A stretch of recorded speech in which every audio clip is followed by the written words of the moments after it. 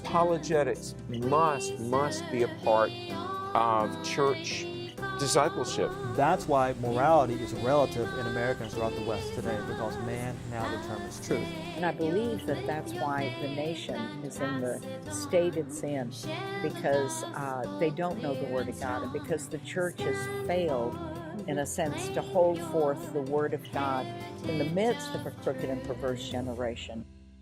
Welcome to Heritage of Truth. Today our guest is Shayne Moore. Welcome. Thank you for having me.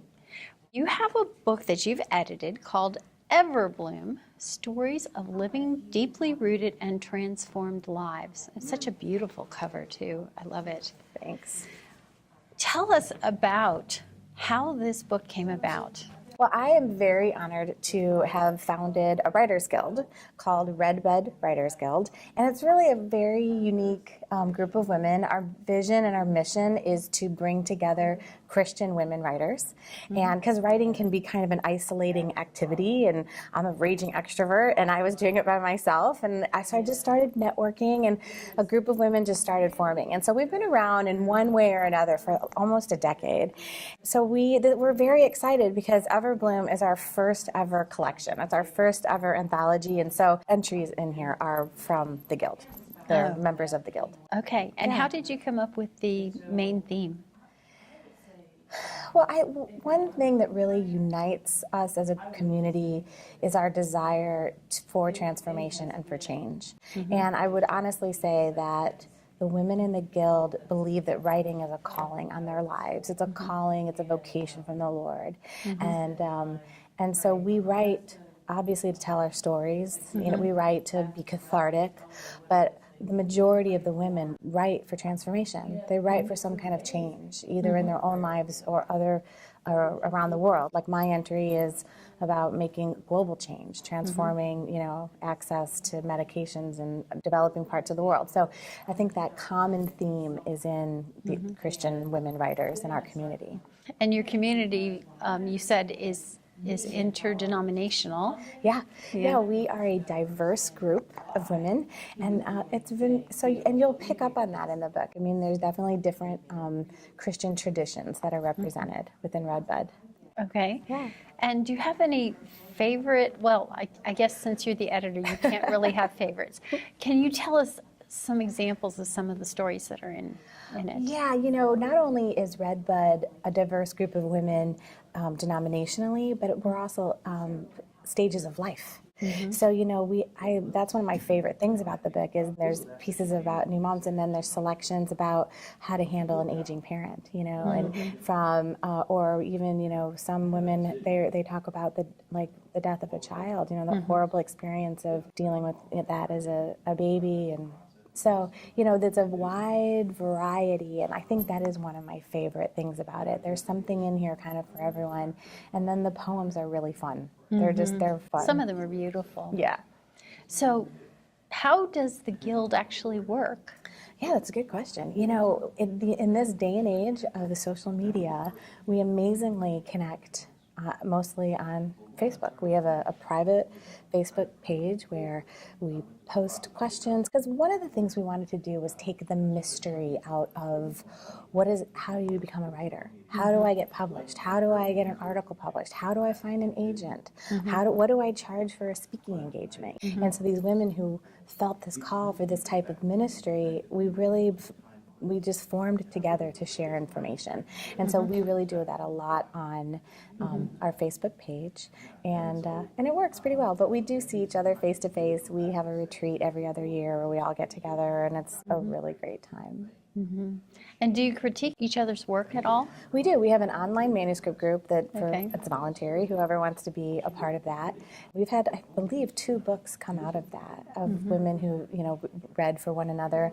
And then for many years, locally where I'm from, we met once a month, and we were a readers group for each other. And actually that's how Redbud really became something. Was the very first year that a group of women met every month. I think we had something like, maybe there were 9 of us, and I think we had something like 7 book deals come out of this one little group of women. And people were like, that's unheard of. And so we thought we might be onto something. And so and it just kept growing from there. How many are in the group now? I want to say we're at about 150 women, and Okay. it's international, which is really fun. We have a gal who's a missionary down in Osaka, Mexico. We had a gal in Uganda for a while. We have a wonderful member who heads up our spiritual life committee, and she's down in Australia. We have a gal in England, but most of us are here in the States, and we have a bunch of us are kind of in the Chicagoland area because that's where it began. Oh, okay. Yeah. So you have another book that you were telling me about off camera. So why don't you tell me about that one? I do. One of the things I worked on, and the Guild helps me with, was a book called Refuse to Do Nothing, Finding Your Power to Abolish Modern Day Slavery. And I actually co-wrote it with another Redbud member. And the vision for that book was, human trafficking can seem like a very scary and daunting topic. And we wanted to make it accessible. Like, there are very tangible things that any person can do to be aware of the problem and to do their part. Good. Well, if somebody wanted to become a part of your Redbud Writers Guild, how would they do that? Yeah, Redbud, we have a website, so redbudwritersguild.com, and we actually have, which is really fun, we have an online magazine. So we have a free monthly online magazine called the Redbud Post, and we publish 7 articles a month, and so you can go to our website and you can sign up for the magazine there. But also on that site, you can learn all about us, you can see our vision, mission, and our values, who we are as an organization, and there's a link to an application right there on our site. How does it work when so many people contribute to a book? Do they get just like a flat fee, or? No, what's actually really, again, beautiful about Redbud is that we're a ministry, we're a 501c3, and so all of these women donated their words. So all of the proceeds to Everbloom are going to the Guild, specifically for scholarships. Oh, wonderful. It does. It means a lot because there are a lot of women, like pastors' wives or people, in other, missionaries or just, people in various stages of their lives where joining a writers' guild is not in the budget. It's just above what they can do, but they still feel that calling on their lives, and they still could really benefit from being in community. And so we are very excited to build up our scholarship fund and be able to offer more memberships. And it's not very much money to join Redbud, but we have a website, we have different things that we have to pay for. But honestly, Redbud is a very special community in that it is entirely volunteer run.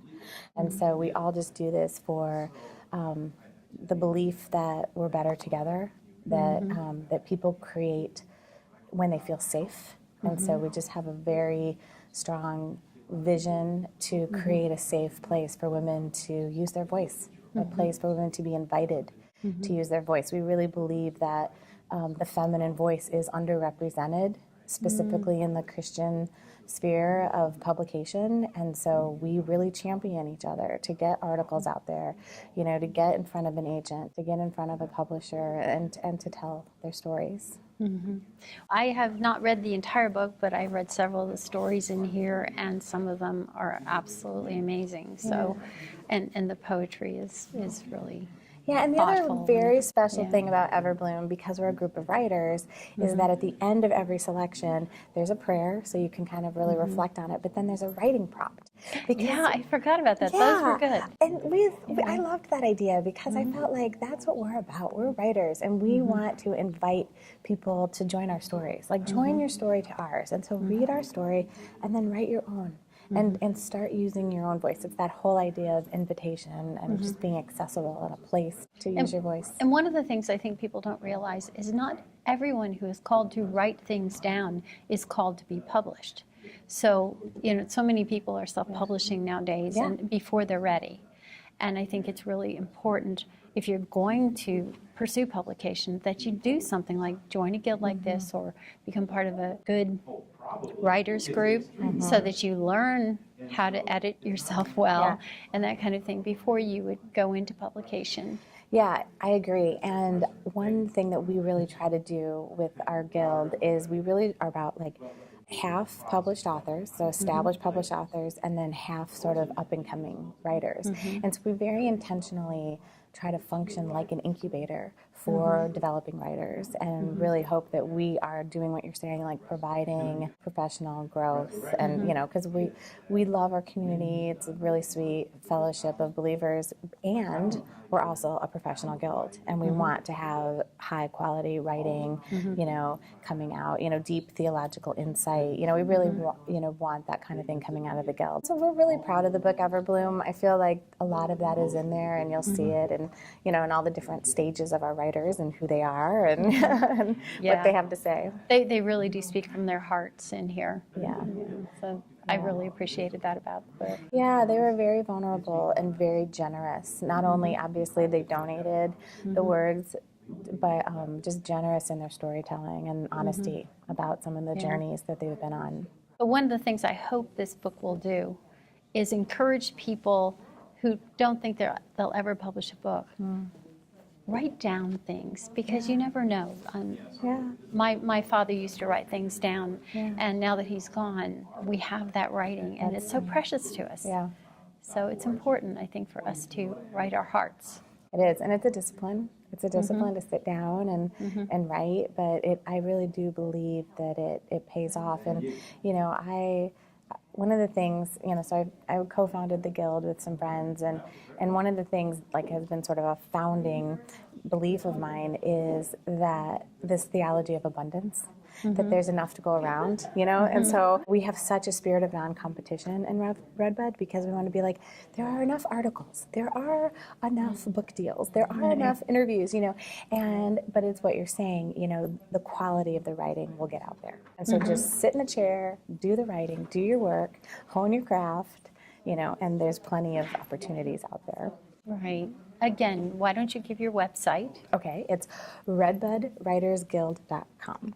Okay, and the book is called Everbloom, Stories of Living Deeply Rooted and Transformed Lives, edited by Shayne Moore. Thank you so much for being our guest. Me. This is fun. Thank you. I know whom I have believed, and am persuaded that he is able to keep that which I've committed unto him.